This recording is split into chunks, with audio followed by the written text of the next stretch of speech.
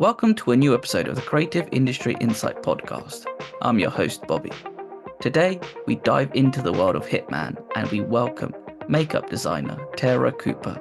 Tara will talk us through the various looks that were created for Gary's Hitman personas and the supporting cast around him. Please be warned that there are heavy spoilers in this episode. Now let's jump into the conversation with Tara.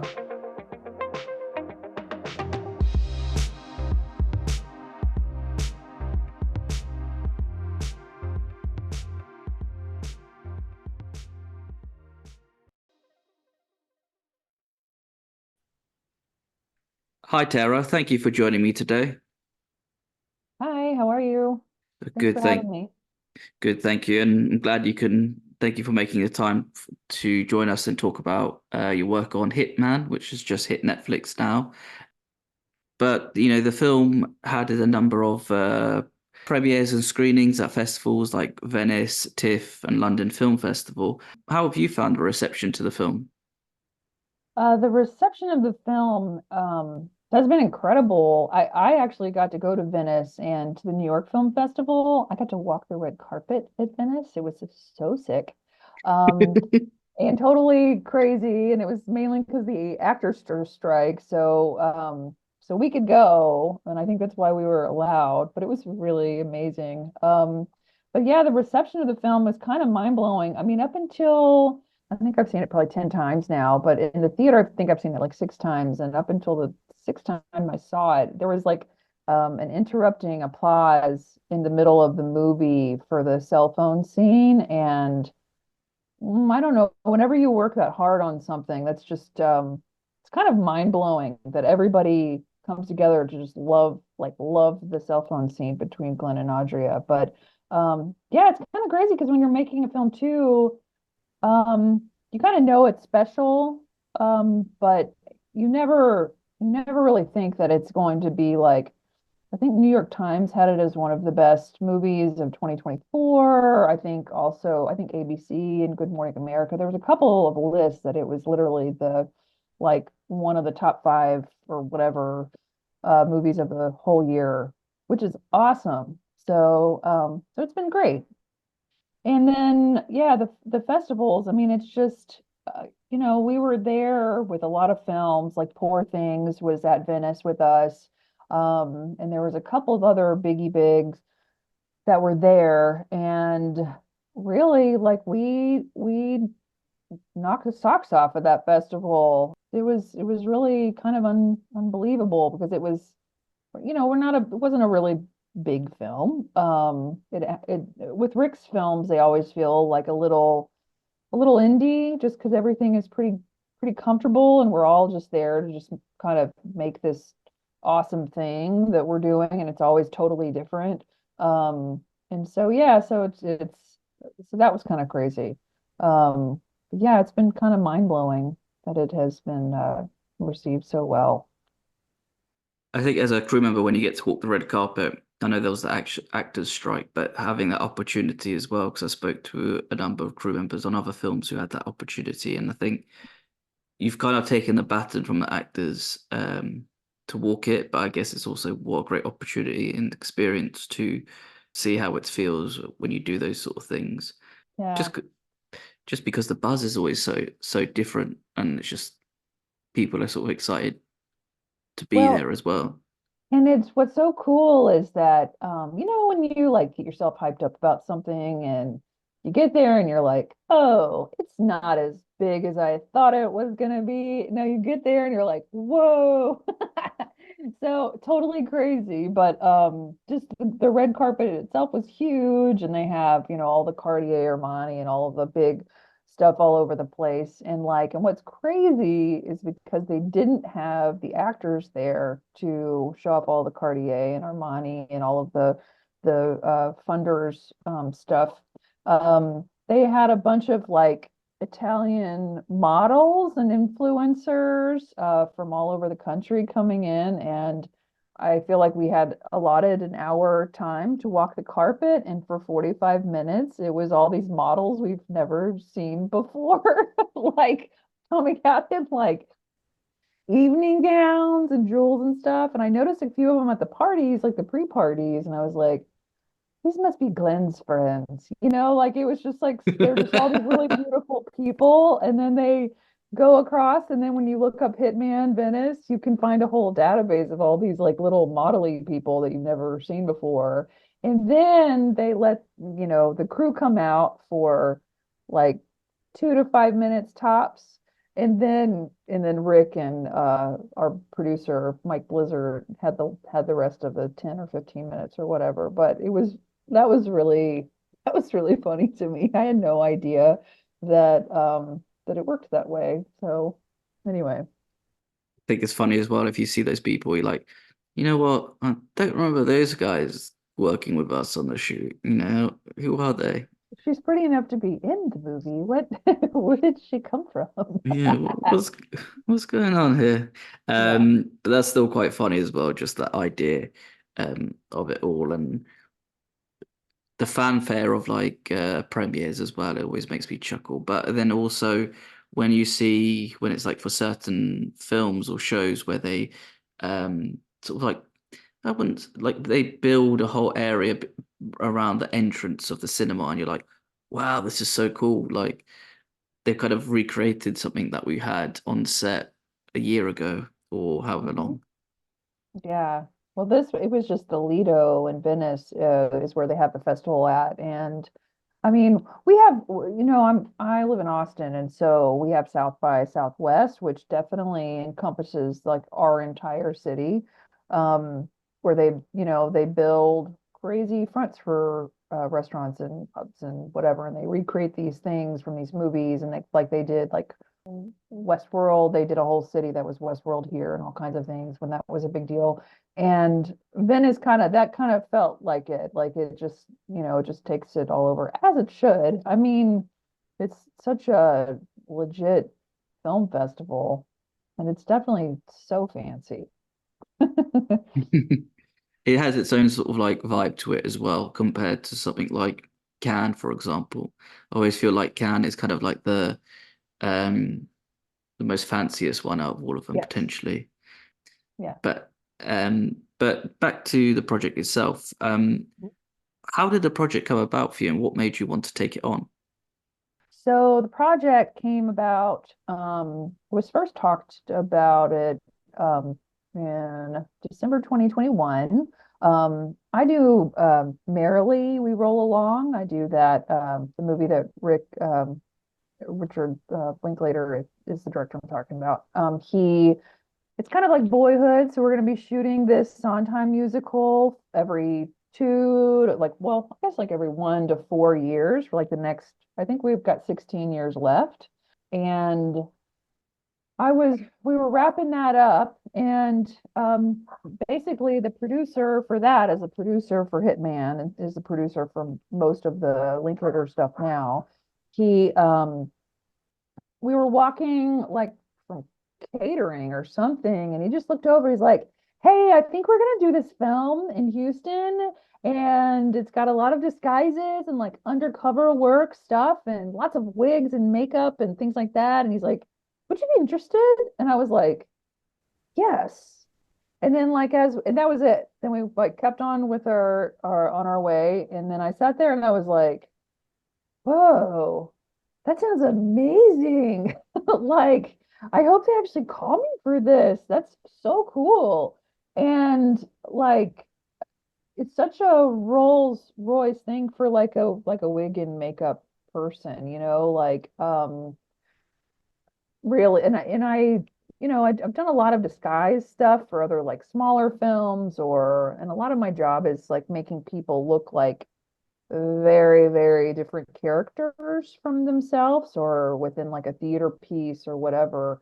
So it's definitely like the kind of movie that I was like, oh, this is my wheelhouse and this is my chance. And what was great about that is, so it was supposed to be shot in Houston. So it was all written for Houston, and I was getting ready to go to Houston.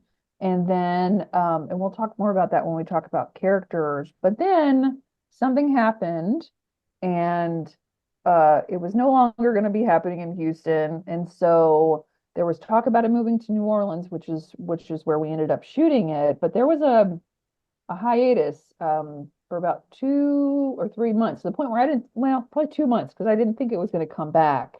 And then when it did, it was like hit the ground running.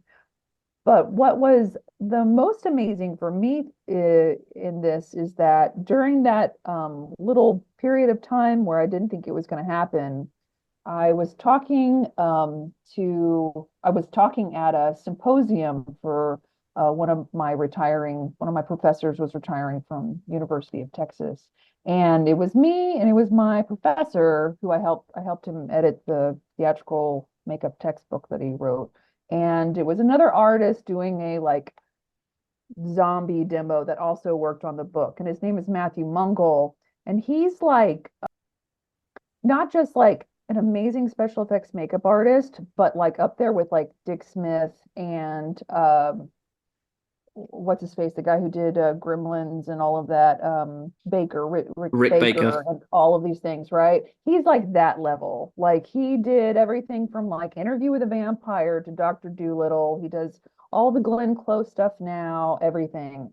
And I met him on the symposium, and this is the kind of stuff he does. And he helped me, like if we didn't have that break, the film would have turned out wildly different, because he basically just helped me with every kind of thought that I had about the film, and then opened up his Rolodex to me so I could use a lot of the people that he uses in order to get this film made. So it was it was kind of miraculous, if you think if when I think back on it, because if without meeting him. Oh, and he had just literally retired 6 months prior and moved to Austin from LA. So I got to go and work in his studio with him for multi days and stuff. So it was kind of a weird journey from where this movie, when I got asked just on the way to catering, to where it ended up. But I think things happen for a reason, which I hope.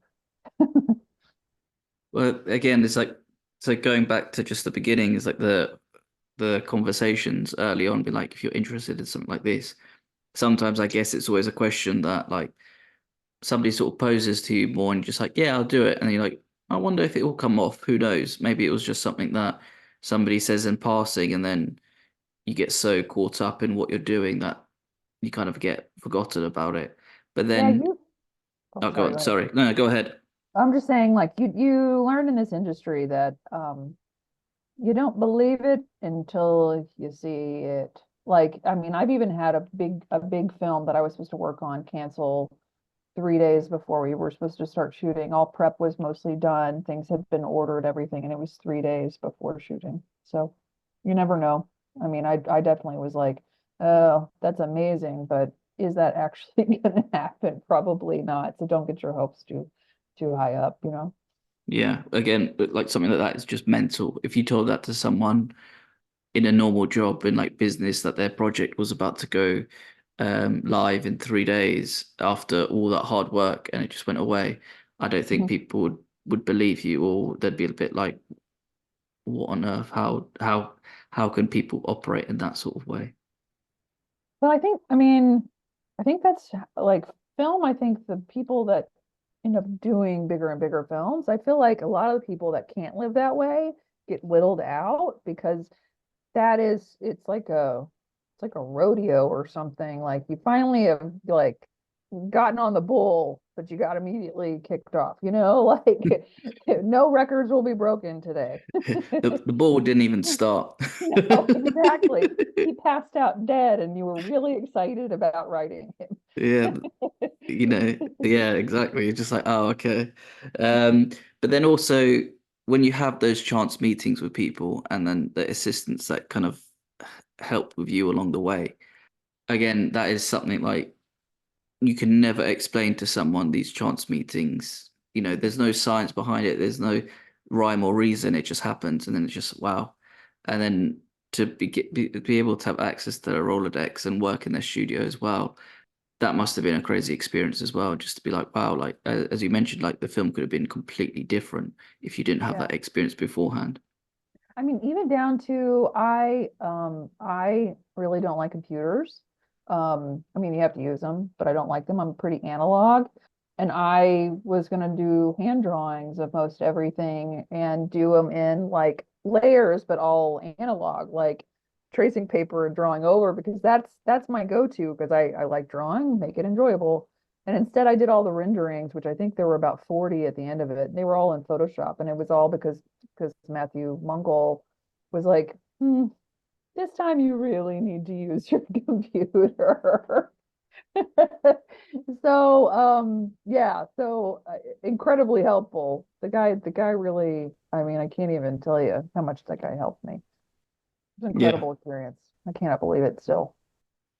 But then also it's like the experience that you take on for the next job, and it's also stuff that you've learned you can pass on to other people, which is like, or you could pass it on, sorry. It's like something that somebody gives you, but then you could pass it on, be able to enrich somebody else's knowledge with what Mhm. you've learned from them. Yeah, I mean, it's passing on your craft or your trade or whatever. But yeah, I still can't believe that happened. I got really lucky. Hey, sometimes listen, you make your own luck, right? You just have to be there to go and talk to the right people and be there and make your own luck and take your chance, right? Yep, 100%. I'm curious to know as well, like, where did you begin your research for the film? Were there specific films or looks that you were looking at? And then also, does your research depend on the type of film? So in the case of Hitman being a contemporary film. So where I start researching at, I am my background is makeup and wig like design. Um, Whenever I'm designing something, I typically don't want to like if I'm doing a theater play, I don't watch any of that show beforehand. I also really abhor regurgitating looks that have already been done. Like I really hate that. I'm kind of like if you're a designer, you should be doing the design work. Plus, if you don't try doing new things, then why? Like why if you're just gonna go and like do the same thing that's already been done, what is really the point in that? So yeah, so where I started with my research, I started kind of just collecting different images of people, and it was such a weird, cool job because you basically got to sit there and look around and be like, who would that person's hitman be? It was so totally crazy. Like you kind of just I don't know, what is it called? Not sociology, or is it? It's anthropology. It's where you look around at people and you make judgments and things like that. But so I just kind of sat and thought about it. I actually jumped off with just I wanted to try to figure out how we wanted to stylize the movie, like if we were going for reality or if we were going for more comedy, or if we're going for like creepy, like a dark comedy, or and originally we had prosthetics and things on the table, so we had talked about fat suits and things like that. I did put in there was a book that had just came out when I started this, and it was by she's this what is her name? She's this LA photographer, but she's also a model, and her book is what is her name? Cohen, Natalie Cohen, I think, Natalie Lee Cohen.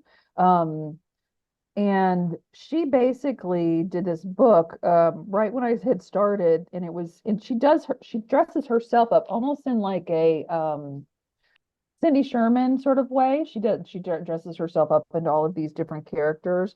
And yeah, it's Nadia Lee Cohen. And the whole book, what was so cool about it is collected a bunch of items, and then she made a character off of the items that she had collected. So it wasn't a hitman, but it was like who would have these items in the purse? And this is that character. It's a mind-blowing book. It's so cool. And so that was kind of one of the tactics like that. And her stuff is really it's like lovely and grungy, and it's got a little like 1970s real film grit to it. It's just really like lovely. And then Matthew Mungle, just to bring him back in, he did all of that. what was that show? That lady who dressed up in all of the different characters all the time. It was a late night show. She's still around now. It's not Julie Newmar. It's oh, I always forget her name, but she's been in like everything. I'll think of it, but they had a very, stylized look for that. And then just, just realism and things like that. Um, at first, Rick and them, they did kind of like the Nadia Lee Cohen kind of direction. But at that point, the script wasn't finished, and it was a very different script because it was supposed to be taking place in Houston and not in New Orleans. And it was a lot more uh, Southern, good old boy kind of driven. Like there was a lot of oil pipeline workers. There was a couple of like addict types. They were really like serious, like underbelly types of the characters that he was, talking with, and then also that would be whose hitman is coming from that, right? So we were going to go with a little bit more gritty. But then we started really thinking about it and was like, no, Gary really needed to be making all of his looks himself. Like these big prosthetics and these big things, that's not going to make sense in the film. And it really needs to look, I've been calling it just analog. It's just an analog look. It's like basic, like almost like gags, like sticking like cotton in your teeth or plumpers behind your ears to make them poke out more. The cotton in your teeth would make your cheeks wider, or sticking stuff up your nose to make your nostrils wider, or darkening just with paint to make your eyes or your nostrils bigger, and like contouring the face and things like that.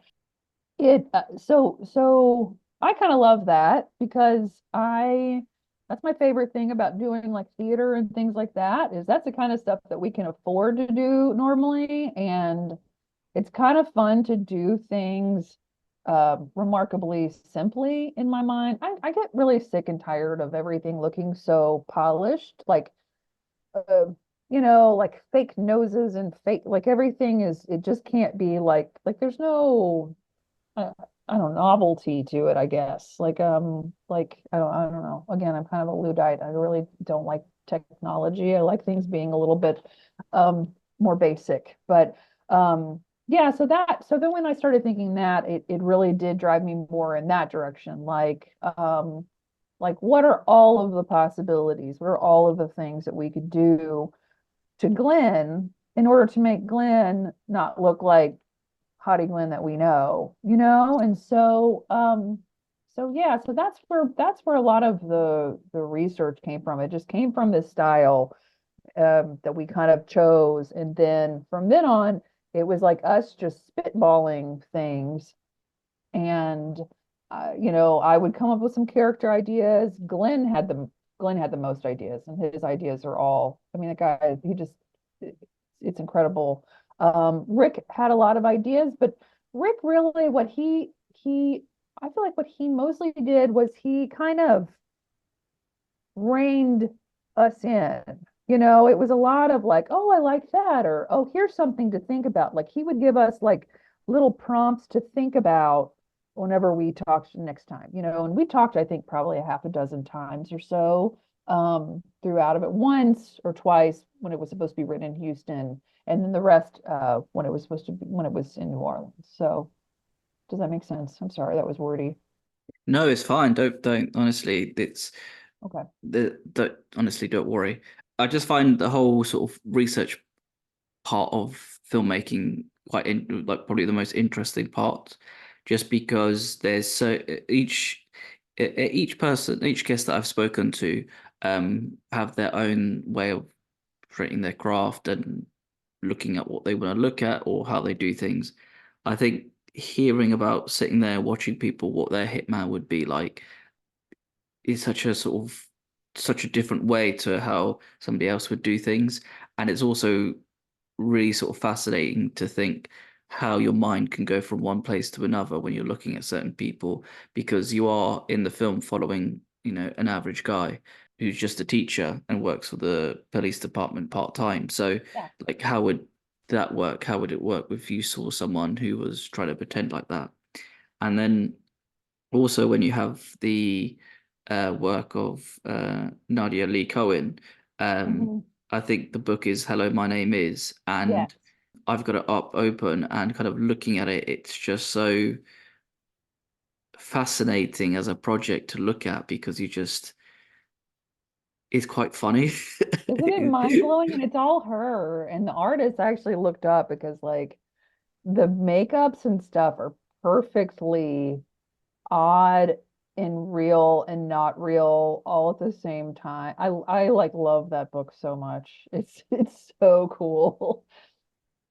It's just because they have an image of the person and then next to it they have an image of like things that might as you said be in their bag. So Yeah. I think there's like one photo where you have a slightly older woman with a cigarette and a beer can, and then like in her purse will have cigarettes, and then a book saying "Stop aging now," and the little goggles that somebody would wear for the tanning salon. I mean, there's They're like very so much clever. butts. There's little compacts, there's like name tags. Tracy Ullman is the one that I was also talking about. She had that show that was, I guess it was like the 80s. I mean, I still feel like she does it today. I feel like it was 80s and 90s all the way up to the 2000s where she just did all these crazy disguises. A lot of people told me to watch The Saint too, that movie with oh my God, I'm the worst with names ever with Val Kilmer in it, and I did watch that too. Um, there's a number of other things that I kind of wanted to see what style, but really, I mean, I don't know. I feel like these things are also just they always end up so organic that it's just gonna things kind of end up how they're supposed to be. I really do believe in that. And even with the hitmen, I think that we created, I feel like yes, they look realistic. You would never in a million years, the little redheaded guy, you would never up close to Glenn this close, you don't recognize him. And but it's just just that amount off the wall that it makes you giggle because if you did see that person in reality, it would just be so just just a touch not realistic at all. You know what I mean? I feel that way about Nico too. That guy cracks me up. Yeah, Sorry. yeah. No, I think you're right in terms of just like I think one of the rules is make yourself not memorable. Hmm. And obviously in the film there are sort of one or two looks that are quite memorable, quite funny, but I think that's more to, as you said, to play for laughs for the film. And I Hmm. think when you look into the various looks created for Glenn's alter ego Hitmen, each one is different. So, for Hmm. example, Tanner has a lot of tattoos on him. Beck has the scar, and then you got T who has the freckles. You kind of touched upon it as well, where Glenn came with you with a lot of ideas. Hmm. But when you went to creating these ideas, did they come organically when creating them, or were a lot of these sort of ideas written in the script? Mm, some of them were very specific. X was always he's the Christian Bale one. He was always that character. That one is my least favorite. He looked great. I think I really we all of his face change, that's all just paint. But that one was always in the script. Um what else? Which other one? Tanner was always pretty Tanner in the script. Well, no, no, you know what? No, no, no, that's totally wrong. No, there was a lot of Tanners actually. I think maybe in the second script that was that Tanner, but that story was always there. Let's see. Uh, no, they all changed. I think X was the only one that really stayed. Now Nico, in the original script, there was a separate character that was like with Nico, and then Nico's storyline actually was with a character named Kaz. And that character didn't make into the final script. He was there all the way up, but that one was the one that he was more of like a like a drug addict sort of type, but Glenn and Rick really wanted him to dip. And I was like, can we just not dip? And like, it was just that was a really weird character. Um, but yeah, but last minute, I feel like that guy got dropped. But the rest of them, yeah, they were all pretty organic. I mean, it's organic to a point. I feel like Brandon, which is Boone now, was the one with that's like he was a pool boy, he was a cabana boy kind of thing, and then he turned into a mechanic. Um, I guess right when we were shooting, and that one was all over the place. Dean was so hard. He was so hard to figure out. And then the other one, Beck, which is the hitman that was with the kid in the video games, that one was all over the place too. So those kind of we just kept changing them up, and then we landed where we landed, which I'm really happy with where we landed, just because I'm gonna be honest, the first script, I loved it. When I read the script, I was like, I will fight somebody if they don't let me do this job. Like I will, if somebody's gonna get cut, I'm doing this job. It's gonna be amazing. But it was a lot of, I was like, there was definitely one point where I was like, how many different country Southern Glens can I do? Like we got mullets, we've got buzz cuts, we've got, like all kinds of different things, but it was a lot of very similar characters in the original script. Yeah, and again, as a like a hair and makeup designer, sorry, you must again having that opportunity to create so many different looks and styles for people as well. You can absolutely like just flex and just be like, yeah, look what I can do. And as you said as well, like how many different southern styles can you go for? Then how can then we can pivot from, as you said, mullet, shaved hair, or like tattoos or certain other things as well that Yeah. people have those looks. I will say that there was one that didn't make it that was the original Brandon Boone character with the socialite lady that was originally supposed to be in like a mansion house. And I thought that if you were like a foo-foo socialite, that your hitman would be like British, like very suave 007. Like I definitely made British Glenn, and he was definitely my favorite. He was so adorable, but they nixed that idea. That one I really, really, I really, really wanted that one to happen. So that was the only one that I super lost the battle on, but it's okay. Yeah, well, I think as well as you said, like having that suave. Basically, that's the first thing that came to my mind was that 007. So it's quite funny that you mentioned that. But even with Beck, he has that the tattoo on his neck that was it reminds me of Silence of the Lambs, the Oh, yeah, um I hand drew that. butterfly. Yeah, it's a Russian prison tattoo.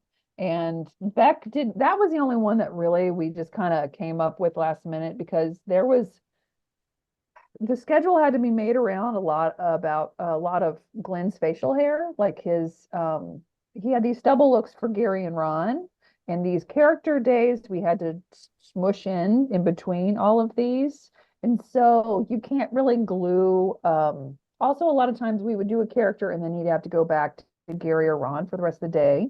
Um, and so it's hard to do a fake beard or anything over stubble. So we ended up, I didn't like that look that I had designed without the beard. And also his hair was slicked back and stuff like that. So he kind of looked like X to me. And then we started talking about him being on motorcycles and things. And then it turned into what would this old jerk teenager idolize, and we were like gnarly scars and and then tattoos, and I kind of love the tattoo that I draw is just like kind of perfectly uncomfortable, like because if you do think about it, Gary is doing this to himself, and I feel like it looks a little like it's just perfectly hand drawn to not look like it's a real tattoo, but sort of is. But yeah, that one, that one I drew up a bunch of tattoos just to have them on hand because Rick kind of does let us work organically too. So if you're working and you're like, this guy needs a little bit more of a tattoo, then we're going to add it. And there were no makeup tests. We had a wig fitting, but other than the renderings, there was no practice run on any of these looks. So you just kind of had to go for it. So yeah. So the first thing's quite funny is the idea, like the attention to detail in terms of just like that if he was doing the looks himself, it wouldn't be 100% pristine and perfect. That's the first thing. And then I think the second thing is funny doing the thinking about the stubble and like the continuity of that you need to play it Yeah. around on that sort of way. And yeah, just again, funny. Just like the idea of like, imagine telling that to someone, like, so what do we need to figure out about this? Oh, it's the stubble that's going to be the problem. And it's like, Mhm. oh, okay. We almost didn't shoot Dean because of the facial hair situation. For Dean, I had to literally sh shave Glenn in the back of a courthouse we were shooting in order to get X the day before that night, and then Dean that morning, and then Nico. And Dean was the one that was on the chopping block. And then also the Trey character, which is the first hitman you see with the blonde hair and the ponytail and the beanie, that's Glenn's real beard, and that was our first day of shooting.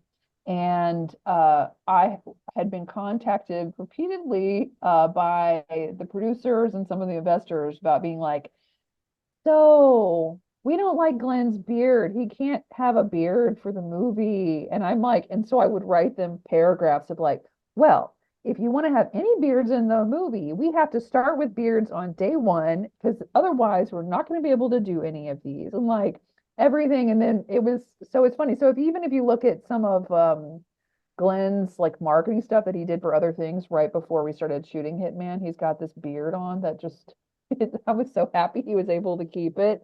But that's the only, I mean, we had no flexibility with the facial hair at all. It was really crazy. I mean, it really almost cost us the character that everybody likes the most because of stupid facial hair. That's something you wouldn't hear every day. Yeah. Um, and then moving on to Adria's look. So when we first meet her character Madeline, she has a bit of a washed out and a hidden away look, but as the film goes on, more color is exuberated on her face, and we get like a different shade of lipstick. How do you go about coming up with those ideas, and like why did you want to portray the change in her character? So Audrea, so basically it was me and like the hair department. We just kind of came up with a plan. Most of my prep was all these characters. All of the other characters were like just before we started shooting, pretty much. And then actually Audrea had a lot of really great ideas herself. I mean, I had probably an hour or two conversation with her before we started shooting, and she really came at it with a lot of really wonderful ideas, and she really thought everything out and just really came with it. And I love people that don't just tell me to do something. I love people that explain why we should do it this way. And she is so wonderful and great to work with because of that. But yeah, all of us wanted to just show the progression of Audrey's character, like she is basically an abused wife, looking for a way out. And then she kind of grows into her own weird little femme fatale, insane person. Oh my God, she's like one of my favorite characters in the whole thing. It's just incredible. She acts with her eyes so much. I like love it. But yeah, and then also to show like the last scene is supposed to be like 6 years later too. And we really needed to hammer that home, that it is a different day or a different time here. I mean, aside from the kids, if you don't, but yeah, that was hair department. Any of the natural hair stuff, I that was all Allie and her team. But yeah, so that was kind of the progression of that. It was a lot of all of us for Adria's look. But yeah, it was crazy. She just looks like an angel all the time. Uh, that's how femme fatales are, right? You think I they're an know. angel, and then you open that Pandora's box, and it's like, what have I done? Um, Yeah. but then also in terms of like when an actor comes with you with all these ideas, do you ever get sort of like maybe not blown away, but it's like the how different prep is for different actors and how much they've sort of thought about how certain looks will be presented in the film. I mean, whenever you're working with actors as a makeup artist, you need to pretty quickly and try to figure out who they are that you're working with and how is the best way is to, in my opinion, do your job and kind of serve them better. I mean, I come from the thinking that if you're doing hair and makeup, you need to have that solidly the way that you both want it, and you need to find that, that happy, happy medium place in order for them to sit there and just be focused on their very hard job of acting. I don't want any actor that I work with to sit around and be worried that I've made them look stupid or not the way they want to look or whatever. I mean, like I really try to respect that just because, I really respect acting. It's just as hard as my job, if not a lot harder. And it's my job to take that worry off of them, you know? So that's kind of where that comes from. Okay. Yeah, just as you said, take that uh take that worry off people as well, because on the day you don't want your actor to worry about, oh my gosh, if this is what we're going to be doing, Hmm. or how am I going to look? You don't want that, do you? No, you need to make them where that they can literally just focus on what they're doing. It's, plus like I think about myself, like if I don't feel like I look proper, then I'm pretty annoyed. And that that adds a different layer of something you got to think about. Yeah, I get what you mean about that as well. I think it's like the way that you present yourself, the confidence that you can have exude, and just the way that you're gonna like how you present yourself. And it's not like um, maybe like it's like the first sort of passing judgments that people might make. 'Cause if you're there with a shirt that has spaghetti stains on from the night before, then it's a bit like, well, might be best to avoid that person. Yeah. Yeah. I mean, yeah. I don't know. I really like when actors come and have their sensibilities because the actors that are harder for me to work with are the ones that don't say anything, but you can tell in their eyes that they are not liking what you are doing. And it's like, this is not good for anybody. Like we're working together here. It's a tandem unit, And so I'd much prefer them to just be like, okay, this is what I want to do. But then you also, like as an artist, you have to hold on to the fact that, your opinion matters too. I mean, like your judgment, you're the one who's, I mean, I've been doing makeup for, I don't know, almost 25 years. The only thing I ever wanted to do. So I feel like that is valid as well. Yeah, and again, you've done it for so long that you know what's right and what's wrong. And Mhm. Yeah. yeah, and it always, and then if you've done it for so long as well, you know how to, what's it called, collaborate with people. And Well, it's also important to know that, even if you are right or whatever, you might not be right in this situation. Like it's just yeah, like to keep an open mind about it is really important. Just because otherwise you get is people that are just pissy all the time on set and you're like, why do you do this job? You know, I don't know. If you're not going to enjoy it and try to make it a good experience, then go do something else. yeah, exactly. Just to sort of follow on from the two main characters, when it comes to the supporting cast around them, so like the police force, the people trying to hire Gary, Mhm. How do you go about creating their looks and making sure that they blend into the world that that's has been created? Austin Emilio came to me with the same thing. Like he came to me with all of these ideas. And fun fact, I taught at a university for a really long time, and Austin Emilio was one of my students in like 2010. So I was really, really proud that he was there as our number three on this movie, just because I don't know. That's amazing. I'm so excited for him. But yeah, he came and he had all these ideas for his looks and stuff, and we were pretty much on the same page. He had some different ideas for facial hair, but I think it ended up being fine for him. We ended up doing pretty much what he wanted to do. There was some things that I was like, no, we cannot do this. But he came with all kinds of things because he's a little bit of a method actor. And so with method actors too, I think he's a little bit of a method actor. That's the feeling I got from him. Those people you really do kind of work with a little bit more because they have their ideas and this is their character and they've already kind of been in it for a while and that sort of thing. Retta, I basically just looked up a bunch of pictures of Retta and she just glows. She's so pretty in like everything.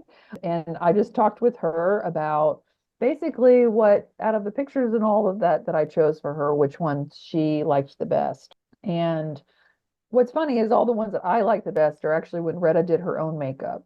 So, so that's kind of how we came to be on that. But my key, Nicole Schultz took care of her and did an amazing job. And then Sanjay, I worked with in like 2012 on a little TV show. So I was also really happy to see him. Sanjay's pretty Sanjay. We came up with this mustache idea and I kind of love the mustache idea, and then we just kept that mustache. So, so yeah, that was kind of Sanjay, but that was, it was all more realistic. I mean, I think Retta, even if she was that person in real life, she would be a little fancy. She just looks a little fancy, you know?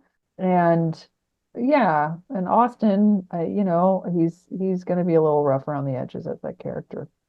Yeah, and of course, each character is going to be different in the way that they do things. As you said, with Retta's character would be a little bit more fancy. The hair would be done, the face should look very presentable. Then you've got Jasper, who he's definitely the guy who has those spaghetti stains on his shirt if you had to, Mm. or those weird like sweat stains on his shirt that you kind of like. That's the guy you'd avoid because you know he's quite greasy. But in real life, he's like, I don't know, he doesn't feel like that. It's like he's much more cleaned up. Oh yeah, of course, of course. I'm talking about the character, not Yeah, the just actor yeah. themselves. Sorry, that sounded really bad. You made it like massive, massive I'm assumption like, over someone. I'm like, Austin's pretty cool, man. Yeah, it's like, why is this guy shit talking if Yeah. he's like really Yeah. nice? But to sort of, but then also, I guess when you have those supporting characters, you don't want people to overshadow like stuff like Glenn's doing because it's like not so it doesn't take people out of the movie, but it's also the sort of more subtleness of like how they look.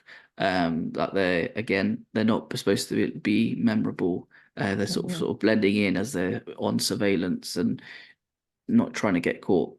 Well, with Glenn, it's gonna be really hard to take the spotlight off of Glenn when you have a ensemble with Glenn. I mean, Glenn just has that kind of charisma, and he just, I don't know, it's yeah, he's just like such a presence that you're like, I don't know, he's out. There's always going to be a spotlight on that guy. Yeah, and also he's so damn handsome. It's just like, I'm glad I didn't watch this film with my wife because then she'd be like, I don't want her getting excited about that. So Yeah, Glenn's a pretty good looking guy. yeah, It's so exactly. funny. I've worked with him twice, and I feel like he's just my homie, and it's just I don't know. It's a very funny rapport, but yeah, I don't know. Glenn knows he's that handsome, but he doesn't act like it, which I love. He just kind of just acts like Glenn. Very funny. Yeah. Yeah, again, it's like Zoolander where there's like Hansel, he's so hot right now. Glenn, he's so hot right now. And plus he's got Twisters coming out, so I again, know. that looks incredible. I say incredible, but it's like can't believe they made a sequel to that. But Yeah. again, it does look like a lot of fun. Glenn 2024. It's his year. We did the marketing shoot for Hitman in January, and I just like looked at him and I was like, "So, this year's going to be pretty massive for you, huh?" And he like doesn't even like he just kind of looked, he was like, "Yeah, I guess it is." I was like, "This is going to be your year, dude." I don't know. It's funny because I think he's so busy and always like trying to get on the next project and stuff that he doesn't really let all that kind of necessarily get to him. He's just always just trying to be present and work on what he's working on now. And yeah, it's kind of crazy. I think that's a good way to sort of go about it though, right? In terms of not get caught up in the whole hype of it all and what's going on, but then also, as you said, constantly looking for your next project. What can you do for like what you're gonna do next for your work and what what could be the next best, next good thing and next best thing or the next interesting project. He really just loves what he does. So he's kind of like like I love what I do. So when I'm not doing my job on something, I'm always working on something else that I love what I'm doing, you know? Whether that is like I carve wood and make puppets and I draw and I make masks and all kinds of things just because I love my little world of stuff. I feel like Glenn is sort of that way too. Like if he's not working on a movie, he's actively going to be working on something else to get him in the place where he can just continue to do what he loves. Whether that's writing, whether that's producing, because he also had the Blue Angels movie come out a week or two before Hitman, and he's doing that the Eli Manning thing at the end of the year, and he wrote that. He was talking to me on Hitman about that show, or at least just said it was, was possibly going to happen and stuff like that. So yeah, I mean, it's great. I think he just loves what he does. Yeah, and once you have that passion for it, like you're just gonna just keep going, and it's like a you're basically a bull trying to get through the next wall and the next wall of like your career and how you can sort of push yourself as well and see what you can do. But yeah, hats off to him. Um, Back to the film itself. What was the hardest look for you to create? Hmm. They were all pretty hard. Are you talking about actually physically doing, or are you talking about researching and that sort of, or like the prefabrication? I'm What do going you to cheat and I'm going to say both. mean? Um, so fabricating everything was probably Tanner or Nico. It was probably any of the ones that had tattoos. Originally, Nico was not going to have sleeves, so I had actually designed I had full arms of tattoos for him. So was Tanner. Tanner was also supposed to have full sleeves exposed. So there are a lot of tattoos floating around, and I hand drew most of them, and then also the guy that I hand drew the tattoos, and then the guy who fabricated them for me, his name is Kentaro Yano, who is amazing. I love that guy. But I got him to design full sleeves for Tanner too. And those got stripped, so we ended up not using those. Tanner's hair was a little bit of a predicament because I had gotten a wig built, but the wig didn't quite fit Glenn right. So on the day, Allie, our amazing hair department head, just came up when she got these extensions kind of ready to go and things like that. And then Nico, Nico was fine on the day. It was prepping Nico. Nico's tattoos were a lot of work and that I'm still kind of bummed you can't see any of them. And then actually doing the makeup, I mean, Beck was really hard for me because prosthetics are not my favorite thing. Like I can do them all day, but I think I was geeking myself out a little bit. I was like, I don't know, I was bugging that day. I was like, I'm gonna mess this up. And that was the only day I was late in the trailer. And it's because I did mess one of them up. And then quickly fixed it. Dean was really hard to do because those freckles are, in order to get them realistic looking, they're that's hard to do. And honestly, I had not done those freckles before, but I also lightened his skin tone too. So that was the thing. It was like it's a matter of changing a whole skin tone, then doing these freckles, then doing all of this other makeup in order to make it look like a natural, like a person's skin, not a costume, not just like a Halloween makeup or something. That was difficult. Tanner's neck tattoo was super, super hard to put on. It's like fine. I made it so I had a cast of Glenn's head, and basically I made the custom tattoo from the cast of Glenn's head. And it's broken up into like 7 or 9 pieces that you have to put on in a very specific way. Now, I've done a lot of tattoos, but none of these things are things that I just do.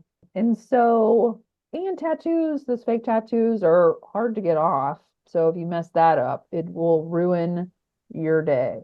So, so yeah, and no makeup tests. So that's the thing is you like it has to be perfect out the gate. That's why all of these were super, super hard. The Boone character, which again is the one with the socialite in the car, I had to tan him up and you could see his arms and things like that. So that was a lot of body painting and things like that. And I had to darken up his stubble. It was also like how to make Glenn's stubble look contrasted enough from all of the other characters. I wanted Gary to look different than Ron, different from Nika, or Nico didn't have stubble, back to Boone, to all of these other ones. I think about I thought about a lot of it in a sense of like when I design a theater show or something like that, you have a whole pod of people together on stage and you want them to all have very, very different personalities, not just through their acting and their costume, but they need to look very different. And so I'm a big fan of contrast in anything that I design. And these characters in this montage, and the montage originally was just one long montage. So it was going to be Spitfire, like 1, 2, 3, 4, 5, 6, all the way through. And so I just wanted my little blips to hit, it had to hit a home run every single time. So it was also just sitting there being like, is that enough of a nuance between this and that? Like it's you're not just thinking about one character at one time. You're thinking about all of the characters together, even if they're not seen on screen necessarily at the same time. But it was I like a challenge. This was a pretty badass challenge, and everything was hard. Even the teeth. I mean, the teeth were hard to figure out. My teeth maker is Gary Archer, who designed Austin Powers' teeth and also did the teeth on Interview with the Vampire, both the movie and the show. He's kind of done all of the teeth. He's like the teeth guy. And he's also my homie now. I love him.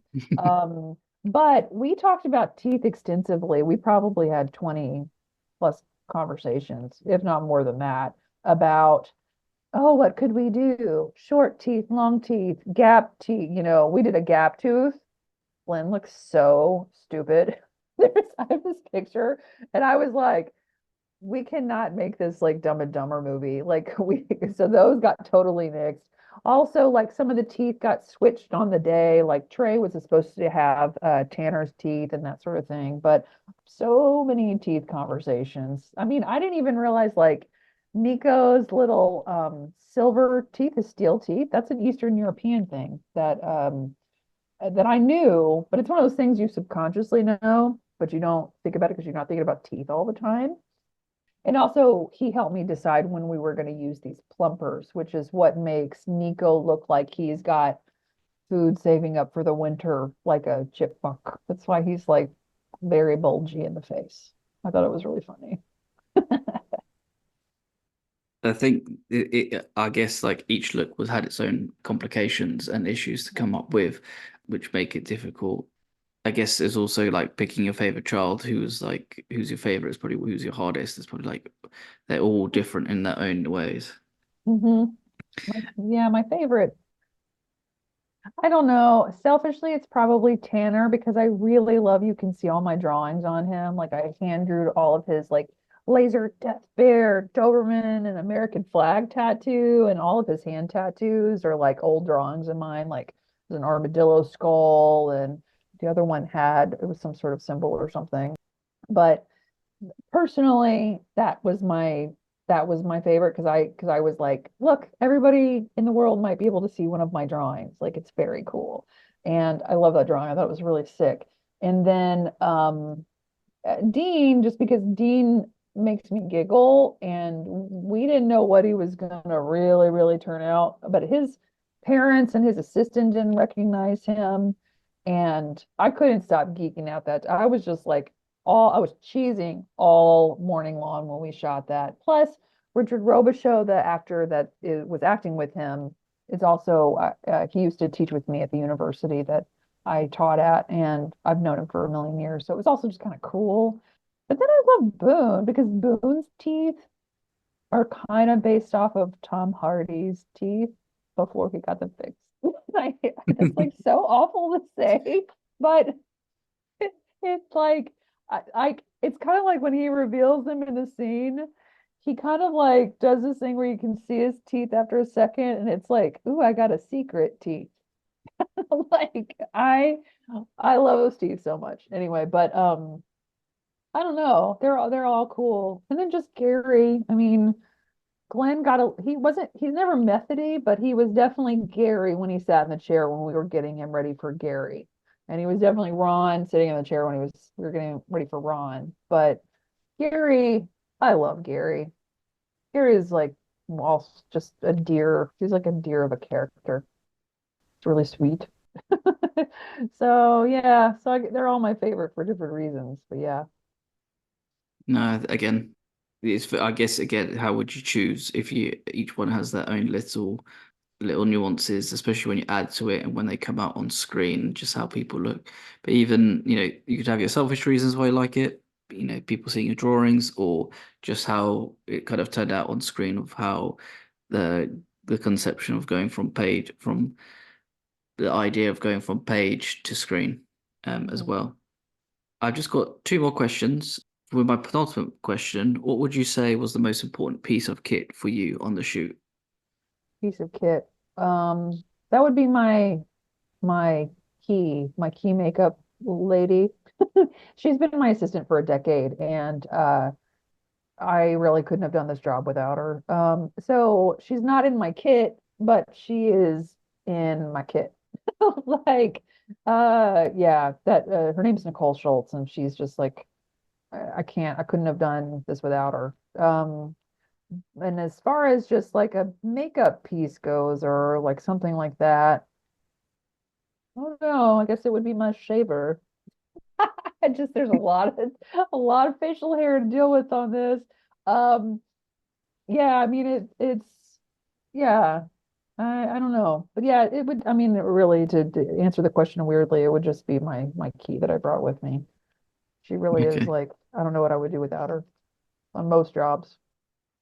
Fair enough. I think there's always, it takes an army to make films, and there's always the people next to you in the trenches that are probably the most important because you know that you can bounce off one another. Then you're having a bad day, they can help you out, or Yeah. if they're in the shit, you can get them out, and vice versa.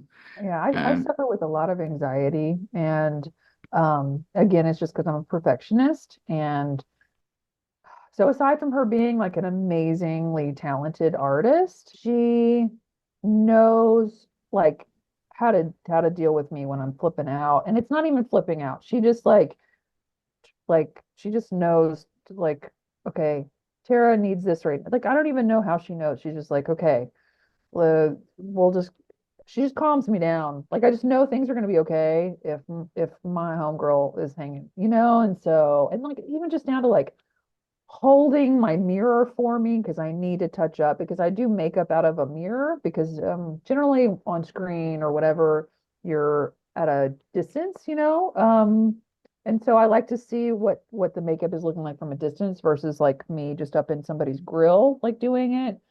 Even that, she holds my brushes sometimes. I mean, it's crazy. But Yeah. yeah. Again, amazing again, amazing how important a team is. Um, just to hit you up with my final question. So Richard Linklater, the director, as we've spoken about throughout the whole episode, has Mhm. described the film as like identity, self, and passion. So Mhm. for this question, how would you sum up your identity and self and passion and what you do? Hmm. Holy moly, I should have read that one. Okay, earlier. Okay, hold on, let me pull it up and okay. So I think of myself as more of an artist of the arts. Like I think of I like I'm an artist and then I'm a makeup artist and then I'm an illustrator and then I'm a puppet maker and then I'm a, like I think it's one of the facets that kind of make me but makeup is definitely my favorite thing. I mean, even that's all I wanted to do. Even before I knew what a job was, I think that that's what I wanted to do because I would just watch my grandmother, getting ready for her work day and just be like, that is so cool. Like I think that is, and I think that's actually a summation kind of me and my life. I kind of just I live for my job and I live for the art that I do and I live for the art that I can show people and it's kind of amazing. All literally it's all I ever wanted to do and I'm doing it and it's I suffer from imposter syndrome pretty bad. So there's a lot of times where I sit there and I'm like, how did you get here? Like you got really lucky here. Like it's very weird. A lot of times, like I don't even know if this is the best way to describe it, but I feel like sometimes I'm sitting in like an aquarium or something with my own thoughts, but I can look out and I can see all these things happening around me, but they're separate. Like it's just like a separate world out there. And I feel so removed from a lot of these things that I've done just because it's really mind-boggling that hard work will get you to where you are. If that makes any sense. But yeah, it's really crazy. And with that said, I feel like anybody that knows me or would describe me or anything like that would just be like Tara's an artist, which I think is so badass. It's like I made it to myself, like it's really cool. I don't know. Yeah, it's awesome. I just am overall I'm just really grateful for the experience. And also just the fact that I get to work with Rick and them. That's it's just such a cool little clique to be in, at least even for now, but hopefully merrily I'll be on for the next 16 years. Cool. Love that. I love your answer. I love the sort of the idea of like the artist part of it, the breakdown of like the different things that you do as well, and then also throwback to your grandma as well. I think you forget like as you go on in life, like how important those people are in your life as well, as influencers in what you do today. And then also, I totally get the in the fish tank sort of thing. It's like an out of body sort of experience sort of thing. Yeah, it's really weird. Venice, I definitely was in the aquarium that day. Oh my God. Yeah. It's just really wild that this has all happened at all. Just from and just passing a producer by and catering. Yeah. I don't know. It's pretty cool, but I don't know. I wouldn't do it any other way. And I think that's the perfect way to end this episode. Tara, thank you so much for your time today. Hitman is streaming now on Netflix. Go out and watch Tara and her team's work. Thank you again. Thank you. I'm so happy to have been here today to talk with you. No, thank you so much. You take care and bye-bye. You too.